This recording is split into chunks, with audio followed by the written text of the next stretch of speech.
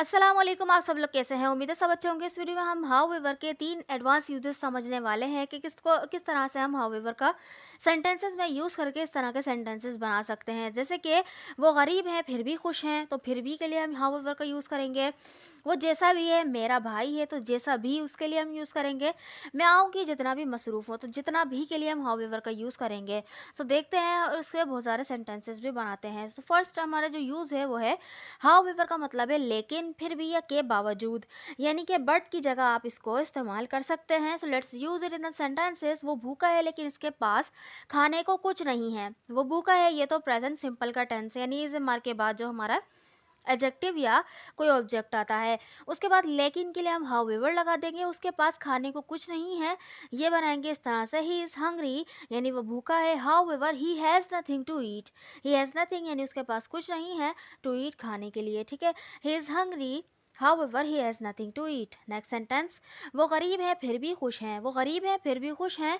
सो वो गरीब हैं, ये भी एक हमारा जो प्रेजेंट सिंपल का टेंस है, और फिर भी वो खुश हैं, ये भी प्रेजेंट सिंपल का टेंस है। तो बनेगा they are poor however they are happy. They are poor however they are happy. Next sentence देखें। नेक्स्ट सेंटेंस है, वो बीमार था इसके बावजूद वो ऑफिस गया।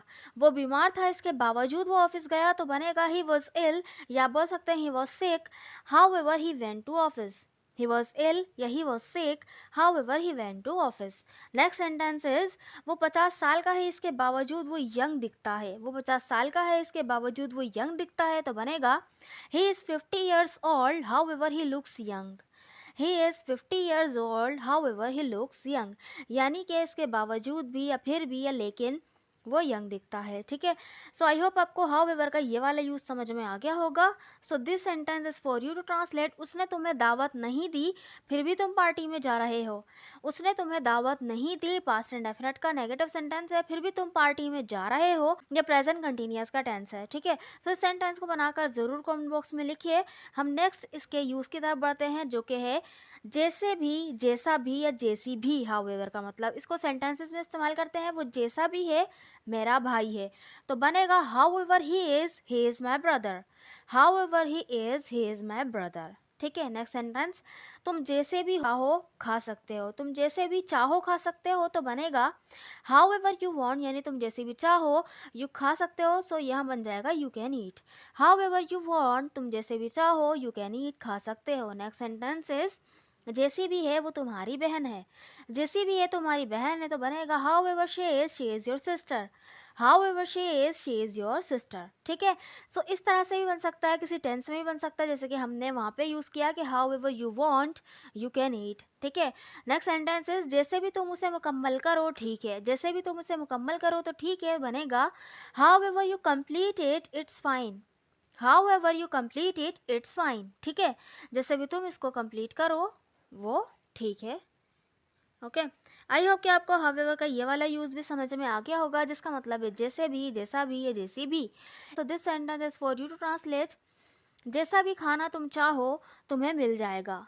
जैसा भी खाना तुम चाहो तुम्हें मिल जाएगा। इस सेंटेंस को बनाकर ज़रूर कमेंट बॉक्स में लिखिए।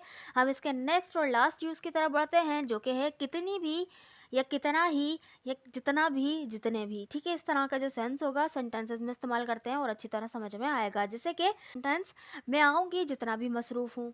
मैं आऊँगी जितना भी मसरूफ़ हूँ, तो बनेगा I will come how ever busy I am. I will come how ever busy I am, यानी कि जितना भी मैं मसरूफ़ हूँ अभी, भले से जितना भी हूँ, लेकिन मैं आऊँगी ज़रूर, ठीक है। इस तरह का सेंस है। नेक्स्ट सेंटेंस देखें, कितनी ही सर्दी क्यों ना हो। कितनी ही सर्दी क्यों ना हो वो स्वेटर नहीं पहनती, तो बनेगा however cold it is she doesn't wear sweater. However cold it is she doesn't wear sweater, ठीक है। नेक्स्ट सेंटेंस, सूरत हाल कितनी ही अजीब क्यों ना हो मैं नाउम्मीद नहीं होती। सूरत हाल कितनी ही अजीब क्यों ना हो मैं नाउम्मीद नहीं होती, तो बनेगा how ever awkward the situation is I don't lose hope.